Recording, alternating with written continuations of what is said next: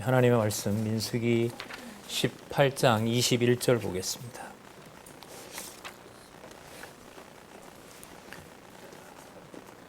구약 성경 민수기 18장 21절.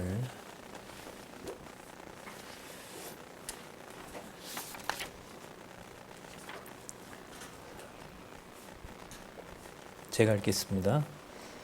내가 이스라엘의 11조를 레위 자손에게 기업으로 다 주어서 그들의 하는 일, 곧 회막에서 하는 일을 감나니 이후로는 이스라엘 자손이 회막에 가까이 말 것이라. 죄를 당하여 죽을까 하노라. 오직 레위인은 회막에서 봉사하며 자기들의 죄를 담당할 것이요 이스라엘 자손 중에는 기업이 없을 것이니 이는 너희 대대의 영원한 율례니라. 이스라엘 자손이 여호와께 거제로 드리는 11조를 레위인에게 기업으로 준 고로 내가 그들에 대하여 말하기를 이스라엘 자손 중에 기업이 없을 것이라 하였노라. 24절까지 같이 봤습니다. 교재는 성경 강론 2권 892페이지에 보시면 지금 읽었던 우리 개혁 성경 본문이 있습니다. 우리 잠시 개론 살펴보고요. 바로 본문 내용을 중심으로 강론 이어가도록 하겠습니다. 우리 민수기 전체 주제가 나와 있죠. 제 3절이니까요. 제 2절이 있었죠. 2절이 바로 시내산 언약 수립이었습니다. 그러니까 시내산 언약 수립 법을 주신 거죠. 생육하고 번성한 이스라엘 백성들에게 약속하신 대로 이제 출애굽을 시키셔서 시내산에서 이제 법을 주시고 그 자기 백성임을 확인하신 거예요. 그 법에는 죽이는 게 있고 살리는 게 있고 그리고 보존하는 게 있어요. 죽이든 살리든 그 다음에 뭐 처벌하든 복을 받든 간에 전부 여호와의 이름에 맞춰져 있다는 거, 여호와께서 처음에 약속하신 자손 땅 통치 언약과 직접 연관된다는 것을 구체적인 법을 통해서 우리가 살펴봤습니다. 확인했고요. 그래서예요. 그래서 이제 가나안으로 인도해 가시는 과정을 여호와께서 이제 섭리하시는데 그게 바로 광야에서 광야라는 게 바로 땅과 관계가 되죠. 택한 백성이 이제 광야를 지나게 되는데 거기에서 이제 시련을 주시는 겁니다. 광야라는 말에는 이제 자손 땅 그리고 뭐 통치와 관련된 설명도 나오지만 구체적으로 이제 자손과 땅과 관련이 된다면 이제 시련은 그 자손과 땅 통치 그 여호와의 언약을 이루시는 방법이 다음에 나와 있다고 보시면 돼요. 그게 뭐냐면 시련이에요. 자, 그 다음에 결론적으로 교훈을 하세요. 뭘 교훈할까요? 누구를 교훈할까요? 누구를 교훈해야 하는 게 목적일까요? 그렇죠. 여호와. 그 여호와께서 광야라는 내용 속에 자손 땅 통치 언약, 여호와께서 언약하시고 이루신다는 게 있어요. 시련이라는 말에는 그걸 이루시는데 무엇을 통해서? 시련을 통해서. 그게 주권성이라고 보시면 돼요.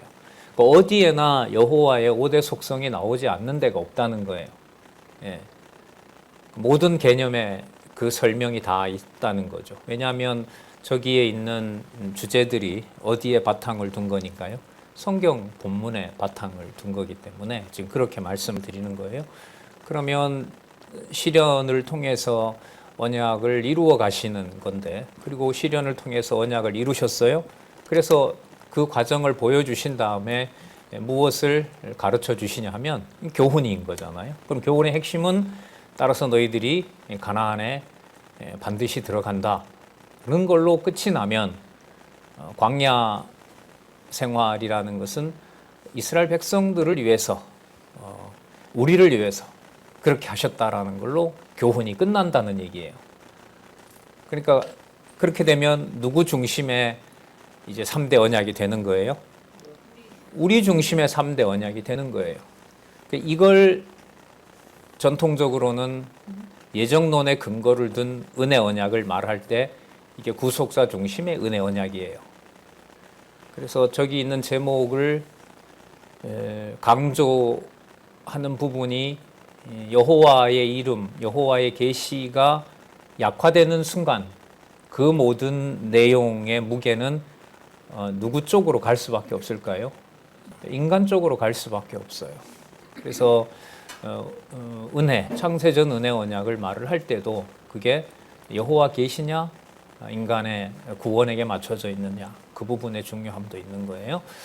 자, 그래서 이제 광야 생활을 준비하게 하시고요. 그 다음에 중요한 게 바로 시련을 통해서 아까 보면 언약을 보호하신다 그랬잖아요. 그러니까 언약을 이루어 가시는 방법, 언약을 보호하시는 방법이 시련이라는 말씀을 드렸는데 왜 그렇게 얘기할 수 있느냐? 10장에서부터 25장까지가 시련과 세대를 어떻게 한다? 그 교체한다는 말은 언약을 이루어 간다는 거예요? 언약을 없앤다는 거예요? 이루어 간다는 거죠. 그러면 아까 시작했던 여호와께서 언약하신 대로 시련인 방법, 시련이라는 방법을 통해서 세대 교체, 언약 자손을 보호하신다. 이렇게 연결이 되는 겁니다. 그래서 이제 그게 1차, 2차, 3차에 걸쳐서 1차, 2차, 3차는 이렇게 보시면 돼요. 40년 동안 광야 생활을 하는데 시작하는 첫 해부터 가나안 땅에 들어갈 때 마지막까지 시종 여호와께서 언약하신 대로 시련을 통해서 자손 언약을 이루시고 또한 보호하신다. 그게 3차라고 보시면 돼요. 그러니까 1차 같은 경우에는 나오자마자 시련이 시작되는 거고 3차는 이제 가나안 땅을 눈앞에 두고 그러니까 이 땅에 그리스도가 오셔서부터 가실 때까지 언약하신 대로 이루시는 과정 속에 그리스도가 받아야 될 모든 시련이라는 게 이제 여기에서 드러난다고 할 수가 있겠죠. 1차 시련 우리 살펴봤고요. 2차 시련에는 광야에서 일어나는 아주 심각한 일이 벌어지죠. 믿었던 장자 지파와 또 레위 지파가 반역하는 내용이 우리가 16장에서 살펴봤고 17장에서 살펴봤어요. 자, 저기 보면 반역이라는 말이 나오죠. 16장에. 그럼 저 반역이라는 것이 시련하고 연관이 되겠죠. 그렇죠? 네, 시련하고 연관이 되죠. 모세를 거역할 뿐만 아니라 여호와를 거역하는 일이 발생한 겁니다. 그런데 그걸 우리가 시작할 때 저기 반역과 또 반역과 같은 시련을 통해서 많이 죽죠. 그 자리에서 대표 지도자 250명을 그 자리에서 즉사시키고요. 그 다음에 4만 몇 명 죽이고요. 그런 엄청난 시련이 이제 발생하는데 반역으로 인해서 그런 시련이 제가 시작할 때 말씀드린 게 무엇을 이루어가는 방법이다? 언약을 이루어가는 방법이다. 네. 그래서 구체적인 사람 이름이 나올 때는 구체적으로 여호와께서 언약하신 대로 이루시는데 주권적인 방법으로 이룬다라는 것을 생각하시면 성경을 읽어 나가시는데 도움이 많이 돼요. 사람 이름이 나오면 그 사람에게 초점을 맞추지 말고 여호와께서 언약하신 것을 누가 어디서 언제 어떻게 왜 하느냐라는 것을 명시하는 것이 성경에서 말하는 사람 주어로 보시면 돼요. 그걸 그러니까 어떤 관점에서 보시면 되냐 하면 성취 관점에서 보시면 돼요. 가령 신약 성경을 읽을 때 예수 그리스도의 제자된 나 바울은 이렇게 시작하잖아요. 바울 서신이. 그럼 그것은 언약하신 것을 뭐 하고 있구나. 성취하고 계시구나. 그래서 교회를 설립함으로 성취하신다. 교회를 양육함으로 성취하신다. 교회를 무장함으로 성취하신다. 교회가 투쟁케 하심으로 성취하신다. 교회가 승리케 하심으로 성취하신다. 승리 속에 구체적으로 사단에게 회복된 천년왕국을 맡긴다. 그게 언제 어디서 어떻게 어떤 방법으로 여호와의 언약을 이루어 나가는지 구체적인 방법이 명시가 되는 거예요. 그 명시를 할 때 뭐가 사용이 되냐면 신의 산에서 준 법이 적용이 되는 거예요. 구체적인 법이 따르는 거예요. 이스라엘 백성들에게는 실제로 살인하지 않으면 살인은 안 됐지만 예수님께서 완성해 놓으신 살인죄에는 뭐 하는 자마다 이미 살인했다? 미워하는 자마다 이미 살인했다라는 그 법이 적용이 되는 거예요. 그 살인 현장이 역사적으로 언제 어디서 이렇게 되는 거죠. 자, 그와 연관이 있는 겁니다. 자, 그 다음에 2차 실현에서 이제 오늘 살펴볼 내용을 잘 보세요. 표징을 보여주셨어요. 저 표징은 뭐냐면 모세와 아론을 누가 세웠다? 내가 세웠다. 내가 세웠고 내가 하는 일이다라는 것을 깨닫게 되는 거죠. 깨닫게 해주세요. 그러니까 저 내용이 시련의 목적이 광야 시련과 뭐로 붙어 있어요? 교훈으로 되어 있잖아요. 그럼 시련을 통해서 누구를 교훈하는 거죠? 여호와를 교훈하는 것하고 일치하는 거예요. 그럼 저 순서도 일치하는 거예요. 고라당이 반역을 했어요. 여호와께서 내가 세웠다라는 것을 표징으로 보여주셨어요. 그러므로 레위인이 범죄한 이스라엘 백성들을 사해줘야 돼요. 그러니까 아론과 제사장, 아론과 레위 지파를 무시해버리면 여호와를 거역할 뿐만 아니라 이스라엘 백성들의 속죄제를 감당할 수 있는, 인도할 수 있는 자가 있어요, 없어요? 없어요. 없는 거예요. 그렇기 때문에 레위인의 규례를 다시 한번 알려주는 거예요. 그럼 그것은 두 가지가 이제 연결이 되겠죠. 아, 여호와께서 세우셨구나. 그리고 언약하신 대로 이 백성을 가나안으로 인도하려면 바로 누가 있어야 되는구나. 레위인이 저런 일을 해줘야 되는 거구나. 이게 다 연결이 되는 거예요. 성경 본문이 연결되듯이 개론의 제목에 붙어 있는 그 제목을 붙인 제목을 본문과 연관해서 연결하는 것, 논리적으로 연결하는 것이 할 수 있는 것이 성경 신학을 의미 중심으로 여호와 계시 중심으로 볼 수 있는 거예요. 뭐 예를 들면 나중에 이제 뭐 연구원을 저도 이제 나이가 들어가겠죠. 만약에 그러다가 이제 우리 후배들이 또 아니면 뭐 후배가 아니더라도 다른 분들이 연구원으로 이렇게 했을 때 저는 그건 하나 물어보고 싶어요. 성경 개론을 드리면서 성경 개론의 몇 페이지를 펴셔서 그 과정을 한번 설명을 좀 부탁드립니다. 그래 되면 서론의 바탕을 두고 성경 본문의 내용을 여호와 계시 중심으로 설명하는지를 들어보는 거죠. 뭐 심사하려는 게 아니라 그런 걸 확인하고 본문이야 다 기억이 안 나지요. 의무의 페이지를 폈는데 그래도 본문의 내용을 빼고는 또 의미가 살아날 수 없기 때문에 이제 여러분 이거는 누굴 테스트하는 게 아니라 제가 성경 공부를 통해서 성경 본문의 바탕을 둔 여호와 계시 중심의 공부를 내가 얼마나 하고 있느냐를 스스로 테스트하는 거예요. 아직 방학은 멀었지만 방학 때 매일매일 아침에 펴서 임의의 성경 개론을 펴서요 쭉 읽어 가보세요. 이제 본문도 기억이 안 나고 연결도 전혀 남의 얘기 같고 그러면 좀 이거 말로만 성경 신학하는 거기 때문에 좀 반성을 하시고 성경 공부를 하시는 자극이 될 수도 있어요. 자, 제가 그 방법을 따라서 지금 설명을 드린 거니까요. 자, 그 다음에 우리 18장에 그럼 그러한 레위인의 규례 중에 첫 번째, 두 번째는 아론과 그 아들들에게 알려주는 거였어요. 아론이 아론의 역할을 못하면은 뭐 큰일 나는 거예요. 세대가 이어질 수 있는 그 바탕이 사라지기 때문에. 그 다음에 조금 전에 읽었던 21절에서 24절에는 누구에게 얘기하는가 보세요. 이스라엘의 11조. 그럼 이스라엘이 11조를 드려야 되는 거죠. 그래서 레위 자손이 그걸 먹어야 자기 일을 수행할 수 있는 겁니다. 그래서 조금 전에 우리 살펴봤는데 21절에 보면 누구 주어로 시작해요? 내가가 누구예요? 여호와가. 이거 강조합니다. 이 반란이 끝난 다음에 내가 그렇게 한다. 그러면서 22절 이후로는 이스라엘 자손이 회막에 가까이 말 것이라 죄를 당하여 죽을까 하노라. 자, 죄와 관련이 되죠. 23절 오직 레위인은 회막에서 봉사하며 자기들의 무엇을?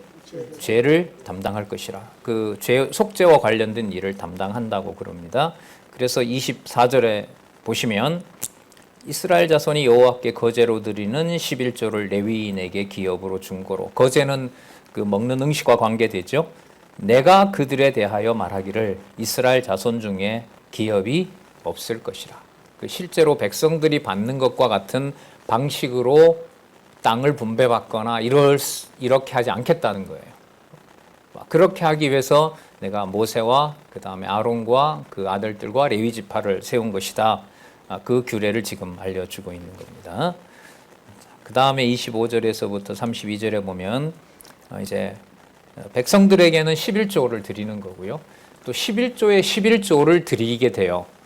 그것은 음식은 누가 먹냐 하면 마땅히 먹어야 될 음식은 바로 대제사장에게 관계가 되는 거예요. 그래야 그렇게 되면 대제사장에서부터 모든 백성이 전부 여호와 앞에서 거룩한 백성임을 확인하는 무슨 제사가 가능한 거예요? 속죄제가 가능한 거예요. 그래서 지금 후반부에 가면 무엇보다도 강조하는 것이 속죄제입니다. 그럼 속죄제는 그 신의 산에서 준 그 율례, 규례와 법도를 따라서 내가 거룩하니 너희도 거룩한 백성이다. 그 여호와의 거룩성을 확증해 주려는 거예요. 넓게 보면은 광야 생활이라는 저 주제 전체가 여호와의 이름, 언약대로 이루시는 여호와의 이름의 거룩성, 어떤 것과도 섞일 수 없는 여호와의 거룩성. 우리 그 무엇인가에 풀어놓은 개념으로 설명을 하면 초월성인 거예요. 하지만 이 지상에서 일어나는 일이기 때문에 구체적인 사건하고도 연결이 돼요. 그러니까 고라당의 반역을 막으면서 수백 명을 죽일 때 바로 거기에 구체적으로 할아버지, 아버지, 어머니가 죽는단 말이죠. 거기에 그 사건에 여호와의 뭐가 드러나요? 거룩성이 드러나는 거예요. 그 거룩성이 바로 어디의 본질이라 그랬죠? 교회의 본질인 거죠. 이 거룩성이 보이지 않게 하면 전부 인간적인 일로 보이는 거죠. 그리스도가 오셔서 이제 이 제사를 또 이 통치를 이루어 가시는 거고, 구체적인 약속의 성취가 이제 교회와 관련해서는 사도행전 1장 12절부터 요한계시록까지 잘 나타나 있습니다. 자, 여기 보시면 11조의 11조를 거제로, 이게 먹는 것과 관련돼요. 아론에게 주라고 얘기를 합니다. 목적은 뭐냐면 이 사람들이 회마기를 해야 되니까 속죄제를 드리려면 반드시 뭐 해야 될까요? 피를 흘려야 돼요. 그래서 피를 흘려서 피를 뿌리고 또 그게 지성소에 여호와의 언약궤가 있잖아요. 그쪽을 향하여 제사를 드려야 돼요. 여호와께 거룩함을 확인을 받아야 돼요. 그럴 때 대제사장의 역할이 너무 중요하죠. 이것도 강조를 합니다. 18장 26절. 너는 레위인에게 고하여 그에게 이르라. 내가 이스라엘 자손에게 취하여 너희에게 준 11조를 너희가 그들에게서 취할 때에 그 11조의 11조를 거제로 여호와께 드릴 것이라. 그럼 거제로 드린다라는 말은 드려서 그게 또한 음식이 되는 거예요. 이런 번제 이런 거는 남길 게 있어요, 없어요? 없어요. 그거는 안 돼요. 히브리서에서 제사를 드리는 자가 그가 아무것도 취하지 않는다라는 말은 이건 번제와 관계가 되는 것 같아요. 번제는 아무것도 남기면 되지 않거든요. 피는 어떻게 하고 제단 밑에 쏟아야 되고요. 그리고 모든 일체 것들은 전부 뭐예요? 다 태워야 되는 거죠. 그래서 먹어야 될 음식이라는 것이 제사장이 드리는 그 바로 속죄제와 속죄제에서는 특히 어떤 것도 손에 가질 수가 없는 거죠. 이게 이제 교회에서 그리스도의 제자로 뭔가를 했을 때 거기에 이득을 챙겨야 되느냐라고 하는 것에 근거가 없다는 거예요. 어떤 것도 없다는 거죠. 그게 이제 야고보서의 세속주의와 연관이 되죠. 이득을 취하려고 하는 것은 바로 사단적이요, 정력적이요, 세상적이다라는 걸로 단정을 한다는 거죠. 그러면 그게 지금 레위나 아론 지파들에게는 무엇을 주지 않는 것으로 예표가 됐죠. 땅이나 무엇이나 일체 주지 않는 것으로 그게 약속이 되어 있던 거예요. 그래서 여러분들과 저에게 그러면 주신 선물, 기업이라고 하는 것은 물질적인 것으로 환원이 되는 게 아닙니다. 반대로 말하면 어떤 것을 주시든 간에 그 모든 것들이 어디에 속한 기업을 확인해 주는 거다. 하늘에 속한. 그 기업의 핵심이 뭐냐면 거룩성이에요.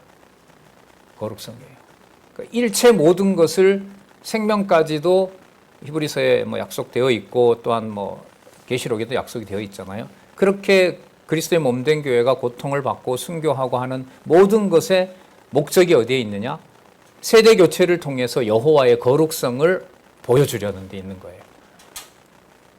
세대 교체라는 게 다 죽는 거잖아요. 1세대들이. 예. 그리고 들어간 자들도 나중에 다 바벨론에 잡혀가는 건데 거기에 바로 레위인의 규례라고 나오잖아요. 저 규례의 목적은 바로 뭐냐면 거룩성하고 연관이 돼요. 예. 그게 이제 앞부분에 중요한 구절이 있다는 것을 우리가 확인을 지난 시간에 했습니다. 27절에 내가 너희 거제물을 타작 마당에서 받드는 곡물과 포도주즙 틀에 받는 즙같이 여기리라. 이렇게 나오고요. 28절도 너희는 이스라엘 자손에게 받은 모든 것의 11조 중에서 여호와께 거제로 드리고 여호와께 드린 그 거제물은 제사장 아론에게 돌리되 너희의 받은 모든 예물 중에 너희는 그 아름다운 것 거룩하게 한 부분을 취하여 여호와께 거제로 드릴지니라. 여호와께 거제로 드리는 것이 동시에 누구와 관계가 되냐면 대제사장이 받을 것하고 분리가 되지 않는 거죠. 그러면 대제사장이 거제 음식을 먹는다는 것 자체가 음식을 먹는다는 게 아니라 여호와의 말씀에 의하면 누구의 거룩성을 증명하는 거죠. 여호와의. 그러니까 이게 참 묘한 거죠. 우리도 먹고 살아야지라고 받는 것하고 여호와의 거룩성이 계시된다는 것하고는 질적으로 말하면 천지차이인 거죠. 그 교회와 성도 관계에서 가정교회에서부터 마찬가지죠. 내가 부모로서 응당해야 될 것, 자식으로서 응당받아야 될 권리 그쪽으로만 가게 되면 거룩성은 묻혀지는 거예요. 묻혀지는 거예요. 그러나 자식으로서 부모로서 어떻게 이런 일을 할 수가 있지라는 배신감을 느낀다 하더라도 그것이 고라당이 그 자리에서 수백 명을 죽이는 역사를 통해서 누구의 거룩함을 드러내는 여호와의 거룩함을 드러내는 쪽으로 믿음이 주어진다면은 하나님이 주신 가정이 왜 이래라고 하는 그 말 속에 무게가 여호와께로 가면 누구의 거룩함이 있는 교회다? 여호와의 거룩함이 계시되는 교회라는 게 드러나는 거예요. 이거는 취사 선택이 좀 불가능해요. 여기에 고민이 있고 저는 갈등이 있어요. 뭘 고민하고 갈등하느냐? 성경신학의 주제가 여호와 계시니까요. 그리고 민수기는 거룩성에 있는 거니까요. 육신적으로 또 여러 가지 생각도 힘들죠. 야, 이렇게 믿어야 될 가족이, 형제가, 지체가, 거기서 오는 상심과 이 절망은 이루 말할 수가 없죠. 마찬가지 아니겠어요? 어제까지 함께 하던 지도자가 향로를 들고 여호와에게 가는 줄 알았는데 거기에서 여호와의 불이 나와서 죽여버린단 말이에요. 그것도 250명이나. 거기에 여호와의 거룩성을 인격적인 감정을 가지고 받아들인다? 그것이 아니라면 여러분들과 육의 몸을 둔 저희들 가정과 여러분들도 마찬가지고 교회 생활도 마찬가지라는 거죠. 거기에 그리스도의 통치가 얼마나 냉혹하게 하는지 우리는 히브리서에서 살펴봤죠. 히브리서 12장에 아들이면 당연히 뭐 받는다? 징계받는다. 그리고 13장에 가면 믿음의 선진들이 얼마나 아벨부터 흘린 피가 계속 이어졌는지 확인해 주는 거잖아요. 그 모든 것들이 그리스도의 몸된 교회가 갖는 에클레시아라는 말 그 자체가 거룩성이죠. 거기에 모인 자들이 성도이기 때문에 그런 의미에서 저는 이 민수기서, 레위기나 민수기서의 그 단락마다 매 단락마다 이게 의식이나 도덕이나 우리의 감정으로 접근할 수 없는 바로 여호와의 거룩성, 그리스도의 몸된 거룩 교회의 거룩성을 매 단락마다 이 강론점을 설명을 하고 있어요. 이걸 이제 목요 강좌에서 아마 이번 주가 되면 이 세 번째 단락 공부가 다 종결이 될 것 같아요. 거기에서 이제 수백 시간을 통해서 한 200여 시간, 250여 시간을 통해서 바로 구약 본문에서 그리스도에 대한 예표로서의 모형과 그림자가 어떻게 드러나고 이게 왜 여호와 계시이고 레위기서와 민수기서가 왜 여러분들과 저에게 생명의 말씀이 되는지 교재에서 안내해 주는 대로 우리가 공부를 한 적이 있습니다. 자,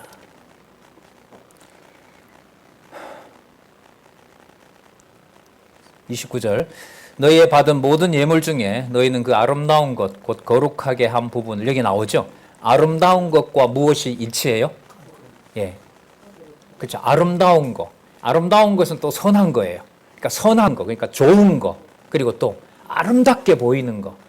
향로로 250명이 그날 다 죽어요. 아름다운 모습이에요, 아니에요? 그거 빼고 아름다운 거 할까요? 그것도 넣을까요? 다 넣어야 돼요? 예, 앞으로 가정교회가 이런 말 하면 안 되겠다. 준하는 권사님이 풍비박산이라고 그래요. 나도 아름다운 것과 거룩한 것은 사라진다, 사라지지 않는다. 그림자도 사라지지 않는다고 하니까요. 그러니까 좋은 거, 아름다운 거, 또 거룩한 것은 누구 이름에 맞추어서 다 드러난다. 예. 그래서 이제 제가 그런 기도 드린다고 했잖아요. 예. 사단에게 집어넣어도 사단이 집어넣는 게 아니라 자기들이 잘못해서 향로를 자기들이 잘못했기 때문에 자기들이 불타서 자기들의 범죄로 버려졌다가 아니라 누가 그렇게 하신 일이다. 예, 여호와께서 신실성과 주권성을 계시하는 것이다. 거기에 여호와 이름은 지우지 마십시오. 진짜 그거는 내 마음대로 안 되는 거죠. 기도와 믿음은요, 신앙과 불신앙은 진짜 간발의 차이면서 성질은 하늘과 땅의 차이인 거예요. 간발의 차이면서 진짜 뭐 백지보다가 더 얇은 그런 차이지만 질로 보면 어디에 속하냐, 하늘에 속하냐, 땅에 속하냐 하는 거죠. 30절 이러므로 너는 그들에게 이르라 너희가 그 중에 또 나오죠. 무엇을? 아름다운 것을 취하여 드리고 남은 것은 너희 레위인에게는 타작마당의 소출과 포도즙의 틀의 소출같이 되리니 너희와 너희 권속이 어디서든지 이것을 먹을 수 있음은 이는 회막에서 일한 너희 보수가 됨이니라. 자, 그러면 구체적으로 받는 보수인데 이미 그 의미는 누구의 이름과 다 벌써 연결이 돼 있어요. 아름다운 거, 그 다음에 거룩한 거, 진짜 좋은 거, 그 모든 것이 여호와의 이름과 관계되어 있는 거죠. 그 그리스도가 얘기하신 대로 하늘에 있는 보화, 그걸 깨닫고 전체에 있는 밭에 그걸 다 팔아서 그 보물을 사는 것하고 관계된다는 것을 예수님도 말씀하시죠. 32절 너희가 그 중에 또 나오네요. 아름다운 것을 받들어 드린즉 이로 인하여 뭐를 짓지 않는다? 죄를 지지 아니할 것이라. 그럼 이때 죄를 짓는다는 것은 바로 뭘 말하냐면 여호와께서 세우시고 여호와께서 거룩한 제사를 여호와의 정한 법대로 드리게 한 대제사장 지파와 아론 지파와 레위 지파의 일을 임의로 평가하고 부정하는 거, 그게 바로 죄라고 할 수 있겠죠. 너희는 이스라엘 자손의 성물을 뭐 하지 마라? 더럽히지 말라. 그리하면 죽지 아니하리라. 이스라엘 자손의 존재 목적이 바로 여호와 앞에 드리는 성물, 그리고 그것을 제대로 인도해주고 또 속죄제를 알려주는 바로 아론과 레위 지파와 연관된 일을 알려주십니다. 그러므로 19장에 가보시면 누가 받아야 될 율례를 알려주죠? 백성들. 너무 논리적이죠. 너무 논리적입니다. 그러니까 성막에 어떻게 접근해야 거룩하게 되는지를 여호와께서 알려주신 거예요. 우리도 가자 이렇게 시작한 게 2차 반역이잖아요. 왜? 아론, 모세 왜 너만 회막에 가느냐? 우리도 가자. 그러니까 하나님께서 그럼 나오라 그래라 걔들. 250명 그 반역한 사람들 다 가지고 나오라 그래라. 그리고 그 자리에다 갖다 놓고 여기 함부로 할 수 없다는 걸 그럼 내가 보여주겠다. 그래서 그 자리에서 다 죽인 거 아니에요. 그런 다음에 지금 18장에서 알려주죠. 그 사람들이 반역을 하든 말든 너희들은 너희들의 일대로 하는 것. 이것이 바로 아름다운 일이고 거룩한 일이다라는 걸 알려주는 겁니다. 그리고 백성들에게도 그 사실을 알려주는 것이 19장에 나타나 있습니다.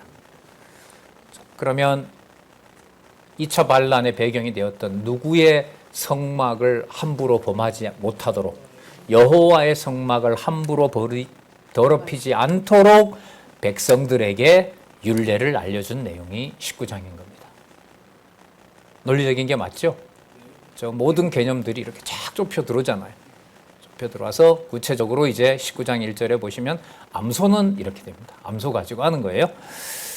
19장 1절에 여호와께서 모세와 아론에게 일러 가라사대 여호와의 명하는 법의 율례를 이제 이르노니 2절 끝에 보면 붉은 암송아지를 얘기를 합니다. 붉은색 암송아지. 3절에 보면 제사장 엘르아살에게 주고요. 엘르아살이 그것을 잡아서 4절에 보면 손가락에 피를 찍고 그것을 어디에?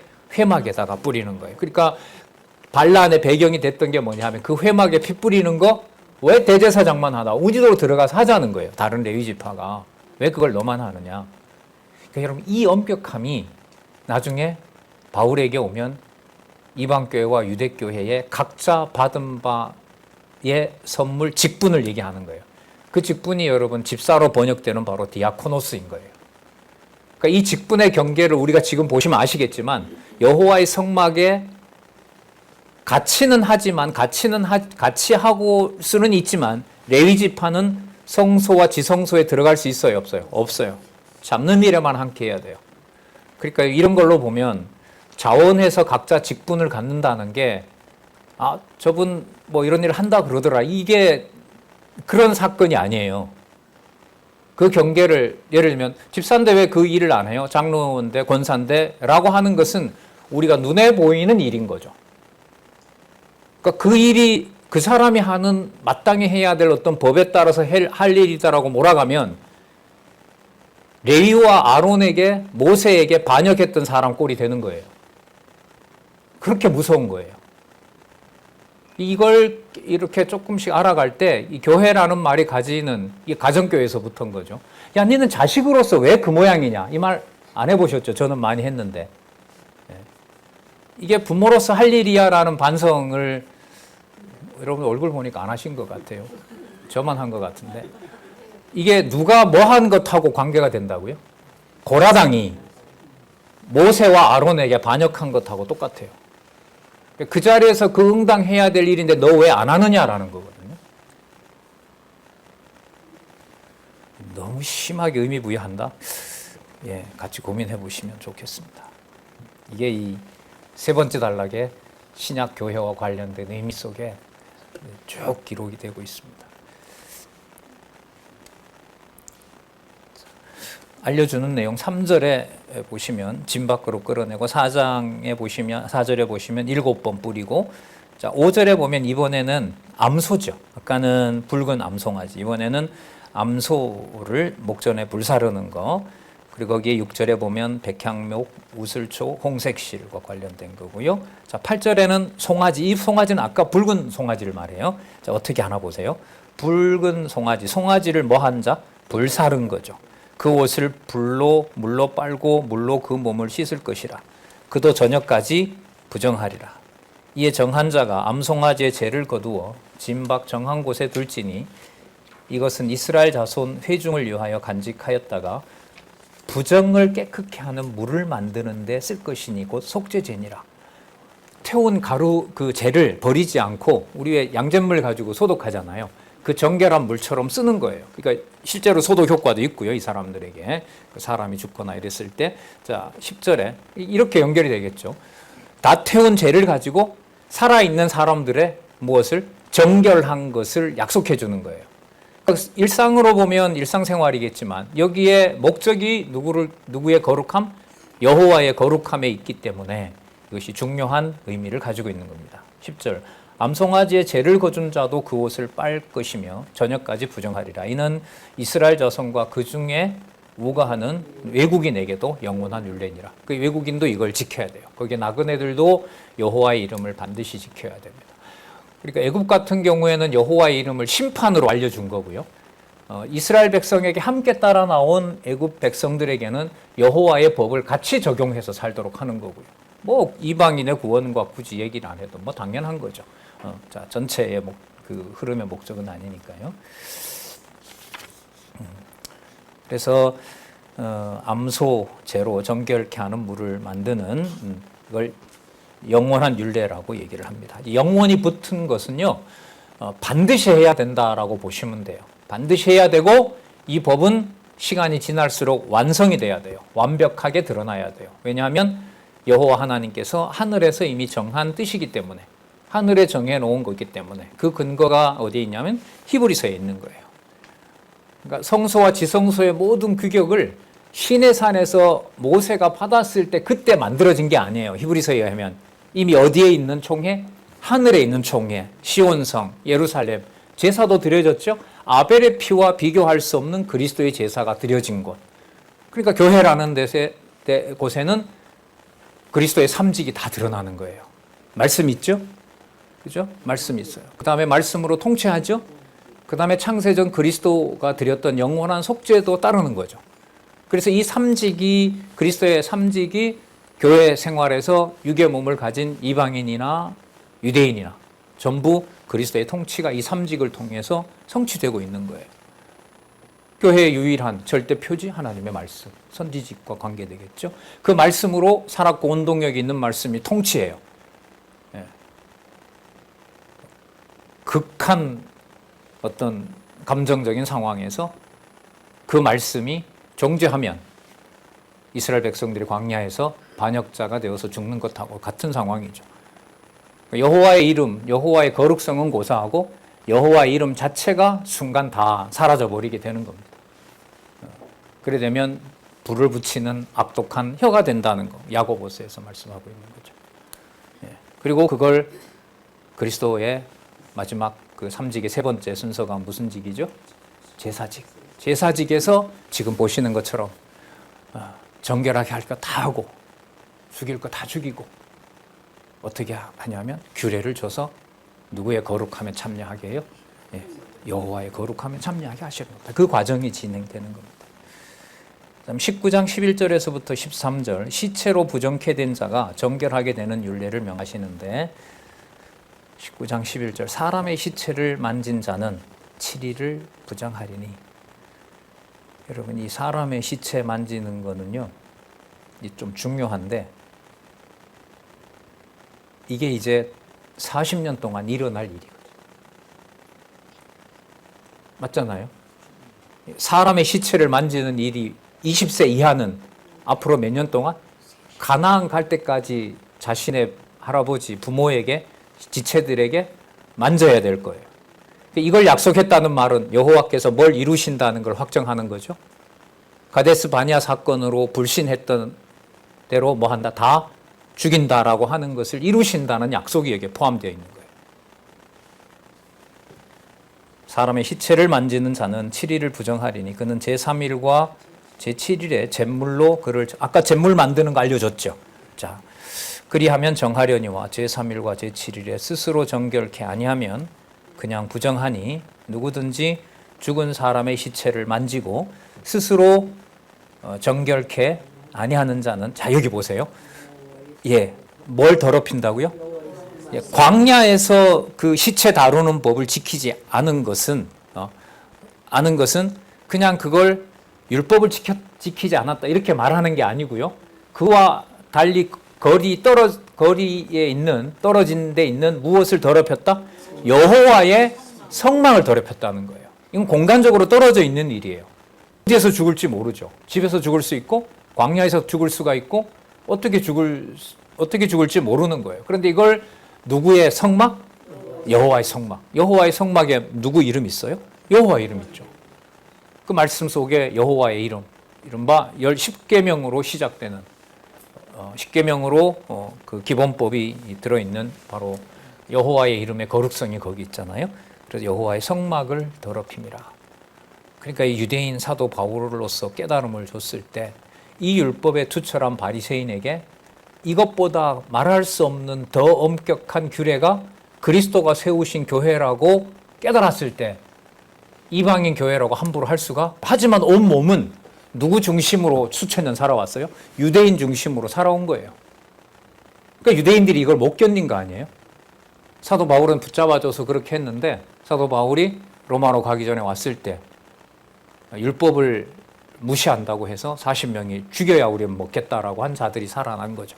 살고 있었던 거고 이게 배경으로 보면 바로 이러한 겁니다. 여기에서 이제 교회가 가지는 이제 엄격함과 또 위대함과 거룩함 이런 것들이 이제 다 계시된다고 할 수가 있겠죠. 예, 뭐 자주 예를 듭니다만은 고린도후서에 3층천에 있는 여호와의 영광 어떻게 보면 모세도 만나지 못했던 진짜 원형을 보여주고 동시에 뭘 줘요? 동시에 뭘 줍니까? 3층정 본 사건 다음에 바로 나오는 기록이 무슨 내용이냐면 옆구리 가시예요. 옆구리의 가시예요. 그러니까 3층천을 보여주고 바로 옆구리에 가시를 주는 거예요. 그게 뭔지는 뭐 치명적인 거죠. 바울이 기도하잖아요. 몇 번이나 기도한다고요? 3번이나. 저 3층 천을 전하는데 이게 좀 장애가 되니까 하나님 이거 좀 없애주세요. 예, 답은 뭐였죠? 내 은혜가 내게 족하다. 그럼 그때 은혜가 3층 천을 본 것 자체가 은혜일까요? 아니면 옆구리 가시 준 건 은혜에서 뺄까요? 아니죠. 그럼 여기에 바로 누구의 이름만 두려는 거예요. 그러니까 바울이 전하지 않으면 들을 수가 없어요, 여호와 이름을. 근데 바울이 전하는 게 아닌 것을 확증하기 위해서 여호와가 관리한다는 걸 알려주기 위해서 고라당 250명을 죽이는 것처럼 사도 바울 옆구리에 가시를 찔러 놓은 거예요. 그 찔러 놓은 게 성도들에게는 장애가 되는 거죠. 그게 없으면 훨씬 더 잘 전할 수 있었을 텐데. 거기에 누구의 이름과 연관이 된다? 여호와의 이름. 여기서는 여호와의 성막과 관계되는 겁니다. 레위기서도 그렇지만은요. 레위기서가 성취되는 출애굽기 19장에서부터 레위기까지 내용들이 광야 생활에서 적용이 되고 성취가 되고 앞으로 이루어질 역사와 연관해서 보는 이 내용들이 사도행전에도 나오죠. 광야 교회라고. 광야를 뭐로 규정을 해요? 교회로 규정하는 거예요. 사도행전에서. 이 내용을 무시하는 게 아니죠. 광야 교회라는 그 말 속에는 출애굽기 19장에서부터 민수기까지가 다 들어있는 거예요. 한 낱말 속에. 그러니까 거기가 광야가 뭐였다? 교회였다. 여호와의 성막을 더럽힘이라. 그가 이스라엘에서 끊어질 것은 정결케 하는 물을 그에게 뿌리지 아니하므로 깨끗게 되지 못하고 그의 그저 부정함이 있으리라. 이건 바로 멀리 성막, 지금은 뭐 성막이 안 보이니까 이 정도쯤은 내가 그냥 해도 되겠지. 뭐 누가 봤어? 진짜 빨리 치우고 내일 안식일 참여해야지. 그랬다가는 3일 7일을 지켜야 되는 정결 규례를 어기게 되고 여호와께서 그냥 또 처리하시는 겁니다. 뿐만 아니라 임종 때도 알려줍니다. 그럼 임종이 가까이 왔다는 것은 이 말씀이 기억이 나면 무슨 일을 제일 먼저 떠올릴까요? 규례가 뭐였지? 모르는데? 그럼 레위집한테 물어봐. 지금 아버지가 돌아가시려고 해? 아니면 족장이 지금 죽으려고? 이거 어떻게 해야 되지? 자, 14절. 장막에서 사람이 죽을 때의 법은 이러하니라. 죽는 법은 여호와께서 정해놓았어요. 자, 그 법에 따라서 백성들은 또 정결하게 해줘요. 이 모든 걸 여호와가 하시는 거죠. 장막에서 사람이 죽을 때의 법은 이러하니 무릇 그 장막에 들어가는 자와 무릇 그 장막에 있는 자는 7일 동안 부정할 것이요. 자, 거기에 있는 그릇도 그렇게 부정하니까 정결케 하도록 유의하라고 하고요. 16절. 또 누구든지 들에서 칼에 죽이운 자나 시체나 사람의 뼈나 무덤을 만졌으면 들이잖아요. 여호와의 성막은 안 보일 거 아니에요. 그럼 빨리 묻고 가면 될 거 아니에요. 나 손 안 댔어. 그냥 멀리서 그냥 묻었을 뿐이야. 그래 나는 깨끗하다. 이렇게 하면 안 되는 거예요. 그러니까 뭘 모르면 그렇게 해요? 율례를 모르면 그렇게 하는 거죠. 이걸 하나씩 다 알려주는 겁니다. 7일 동안 부정하리니 그 부정한 자를 위하여 죄를 깨끗게 하려고 죄라 그러죠. 불살은 죄를 취하여 흐르는 물과 함께 그릇에 담고 18절 정한 자가 우슬초를 취하여 그 물을 찍어서 장막과 그 모든 기구와 거기 있는 사람들에게 뿌리고 또 뼈나 죽임을 당한 자나 시체나 무덤을 만진 자에게 뿌리되 그 정한 자가 제3일과 제7일에 그 부정한 자에게 뿌려서 제7일에 그를 정결케 할 것이며 그는 자기 옷을 빨고 물로 몸을 씻을 것이라. 저녁이면 정하리라.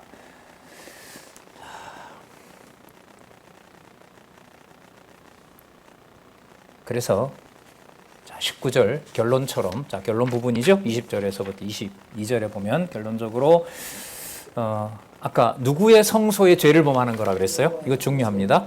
누구의 성막을 더럽힘이라? 여호와의 성막을 그러면 더럽히지 않도록 하기 위해서. 이게 그러면 접촉을 하고 안 하고 문제가 아닌 거예요. 그죠? 들에서 죽었을 때는 그냥 뭐 뼈가 보인다는 말은 언제 죽었는지 모르는 거죠. 그 병균이고 뭐 없어요. 그냥 덮어버리면 돼요. 그런데 아니라는 거예요. 그것까지라도 그 무관해 보이는 것까지라도 여호와의 성소와 연관이 된다는 거죠. 그런 거죠. 우리가 여기서 이렇게 강론을 공부를 하면 이제 전 세계로 이게 나가는 거 아니에요?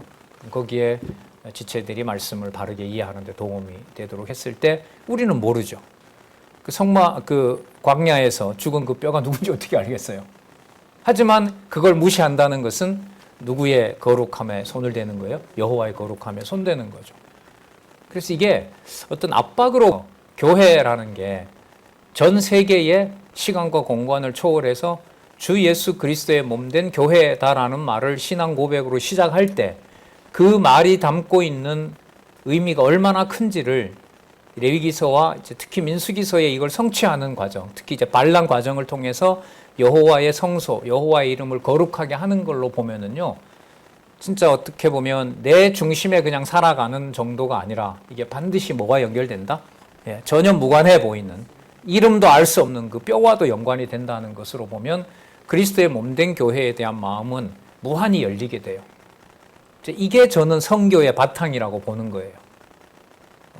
우리가 이제 한 15년 전에 실행을 했었잖아요. 얼굴도 모르는 인도 목회자들 한 30명 와서 그냥 무상으로 제공하고, 뭐 공간만, 강의만 제공한다고 했지만은 성도님들도 도와서 했고요. 이 공간에서도 코로나 전에 했었고요. 뭐 작년에도 우리가 했었고요. 앞으로도 하게 되겠죠. 그랬을 때 전혀 모르는 뼈를 통해서 여호와의 성소를 부정하게 하는 일이 벌어진 것처럼 앞으로 우리들에게도 이런 일이 벌어지죠. 여러분들 가정에도 벌어지겠죠. 누가 올지를 모르는 거예요. 야고보서에 그거 나오잖아요. 아브라함이 그냥 온 사람을 챙겼는데 그가 누가 보낸 사자라는 거예요? 여호와가 보낸 사자라는 거거든요. 그러니까 이게 선교 마인드인 거예요.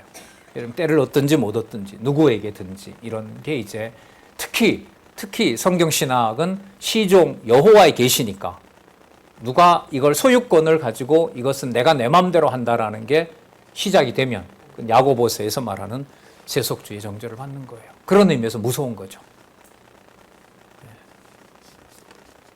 그리고 무서운 상황 속에 여호와께서는 계속해서 여호와의 성소, 여호와의 이름의 거룩성을 얘기를 하고 그걸 무서운 것으로 끝나질 않고 그 제사를 인도하는 레위 지파와 아론 지파에게는 뭘로도 주신다는 거예요? 음식으로도 주신다는 거죠. 그게 우리가 먹는 하나님의 말씀인 겁니다.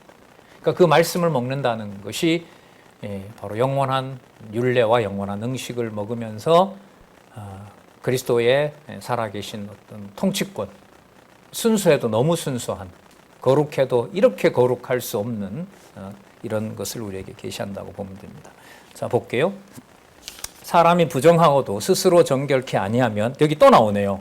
부정하고도 스스로 정결케 아니하면 누구의 성소를 더럽힌다? 여호와의 성소를 더럽힘이니. 그러므로 이게 나와요. 어디에서? 총회 중에서 끊쳐질 것이니라. 그는 정결케 하는 물로 뿌리움을 받지 아니하였은즉 부정하니라. 자, 이는 그들의 뭐라 그럽니까? 영영한 율례라. 반드시 지켜야 되는 거예요. 그리고 이 법은 반드시 성취되는 거예요. 그 성취된다는 걸 그리스도가 증거하셨고 이루셨고 많은 사도들과 이제 사도들이 가르쳤고 기록한 바로 그 하나님의 말씀의 권위입니다.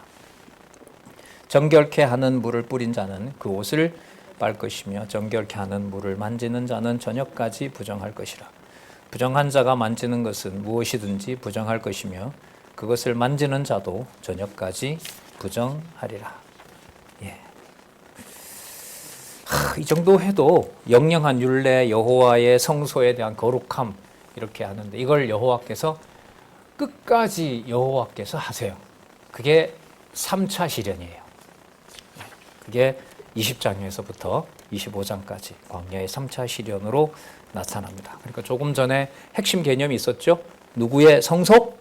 누구의 성소? 여호와의 성소를 누가 관리하신다? 그걸 여러분 염두에 두시고 3차 시련을 보시면 돼요.